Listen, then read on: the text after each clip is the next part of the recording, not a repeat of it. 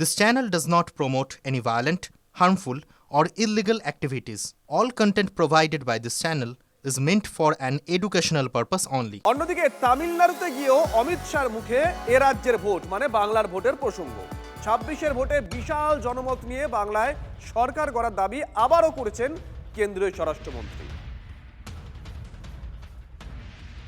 हमने बिहार में 2025 में इंडी अलायंस का सुपड़ा साफ कर दिया। अब बारी है तमिलनाडु और बंगाल की। 2024 और 25 भारतीय जनता पार्टी के विजय के साल रहा। 2026 में तमिलनाडु और बंगाल में प्रचंड बहुमत से एनडीए की सरकार बनानी है। এই দুটো জায়গাতেই দেখবেন প্রচন্ড পদাঘাতে বিজেপি বিসর্জন হবে। ওই প্রচন্ড মার্জিন বলছেন না, প্রচন্ড প্রত্যাখ্যান হবে। অমিত শাহ জেনে রাখুন, না তামিলনাড়ু পাবেন না বাংলা পাবেন। বাংলার ব্যাপারে তো আমরা জানি যে আপনারা বিরোধী দলের যে তকমা সেটাকেও হারাবেন। এখানে না থাকবে বাঁশ, না বাজবে বাঁশি, না থাকবে বিরোধী দলের তকমা, না থাকবে শুভেন্দু অধিকারীর দাপাদাপি।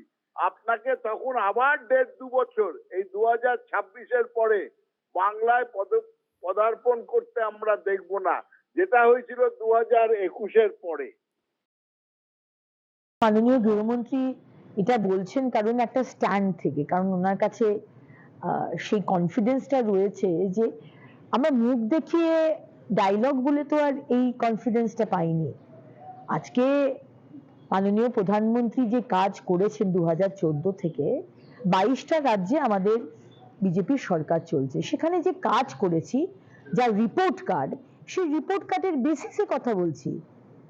বাংলার মানুষ দেরি করে ঠিক করেন, এটা ঠিক, এবার ঠিক করে নিয়েছেন যে এই তৃণমূল আর নয়, আমরাও এগিয়ে যেতে চাই, আমরা বাংলা পিছিয়ে যেতে চাই না। ভোটের সময় 10,000 আর ভোট চলে গেলেই বুলডোজার। গঙ্গাসাগর থেকে তোপ মুখ্যমন্ত্রী। 5 বছরে তৃণমূল সরকার 60,000 টাকা লক্ষ্মীর ভান্ডার দিচ্ছে। যতদিন বাঁচবেন ততদিন আপনারা লক্ষ্মীর ভান্ডার পাবেন, আশ্বস্ত করেছেন মুখ্যমন্ত্রী। লক্ষ্মীর ভান্ডার যারা পান, এখনো যাদেরটা পড়ে আছেন, আমাদের যারা টুকলি করেছেন তারা বাড়িতে বাইক থাকলে দেয় না, সাইকেল থাকলে দেয় না, টেলিভিশন থাকলে দেয় না। ইলেকশনের সময় 10,000 আর ইলেকশন চলে গেলেই বুলডোজার।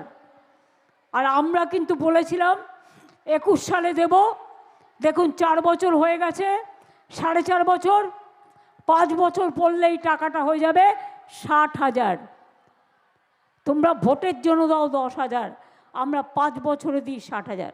এই হচ্ছে তোমাদের সাথে আমাদের তফাৎ। এই মুহূর্তে সব থেকে বড় খবরের দিকে নজর রাখতে হচ্ছে।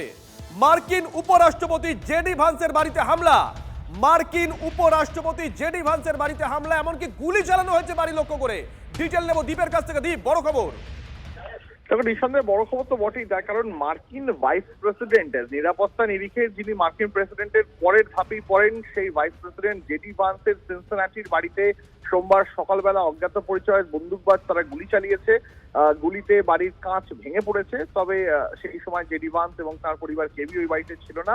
সিনসিনাটি পুলিশ এখনো পর্যন্ত জানিয়েছে কে বা কারা গুলি চালিয়েছে সে বিষয়ে তদন্ত চলছে। এখনো পর্যন্ত একজনকে হেফাজতে নেওয়া হয়েছে। তবে যে সময় এই গুলি চালানোর ঘটনা ঘটেছে সেই সময় ভান্স যে বাড়িতে ছিলেন না, তাই বড় কোনো দুর্ঘটনা এই মুহূর্তে এড়ানো গেছে। এই মুহূর্তে জেডি ভান্সের বাড়ির বাইরে নিরাপত্তা রক্ষী দিয়ে মোতায়েন করা হয়েছে এবং সেখানে একেবারে ব্যারিকেড দিয়ে সে বাড়ি ঘিরে রাখা হয়েছে। এই মুহূর্তে অন্তত এখনো পর্যন্ত মার্কিন প্রশাসন সূত্রে এইটুকুনি খবর পাওয়া যাচ্ছে। ধন্যবাদ।